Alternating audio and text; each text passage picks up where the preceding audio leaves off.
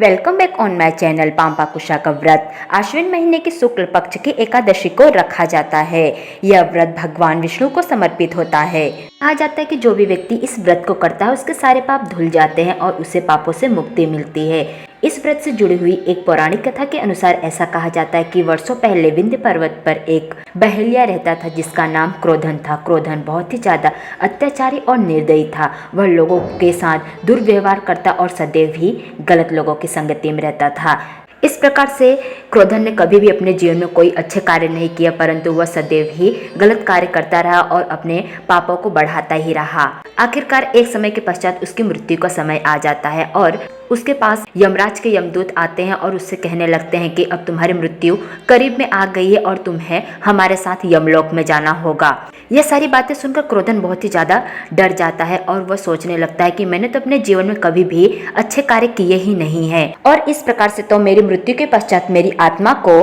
मुक्ति भी नहीं मिलेगी और इस प्रकार से मुझे यमलोक में कई यातनाओं का सामना भी करना पड़ेगा। इसीलिए वह अपने पापों से मुक्ति पाने के लिए घबराया हुआ ऋषि अंगिरा के पास पहुंचता है और ऋषि अंगिरा से क्रोधन अपनी सारी बातें विस्तार से बताता है कि उसने अपने जीवन में हमेशा बुरे ही कार्य किए हैं और इस प्रकार से उसने अपने जीवन में कभी भी पुण्य नहीं किया है, तो वह किस प्रकार से अपने पापों से मुक्ति पा सकता है ताकि मृत्यु होने के पश्चात उसकी आत्मा को यमलोक में कई कष्टों का सामना ना करना पड़े।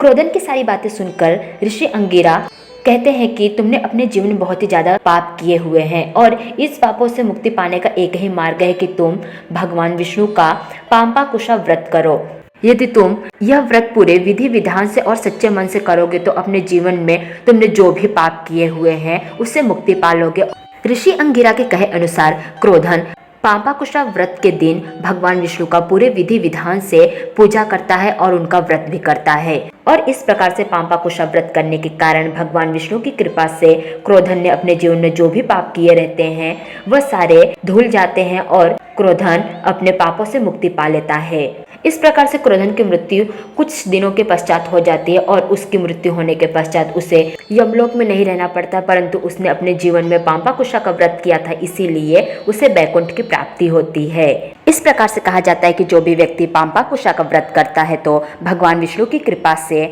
उस व्यक्ति ने जो भी अपने जीवन में पाप किए होते उन सारे पापों से वह मुक्ति पा लेता है तथा साथ ही उस व्यक्ति का जीवन भी सरल बनता है।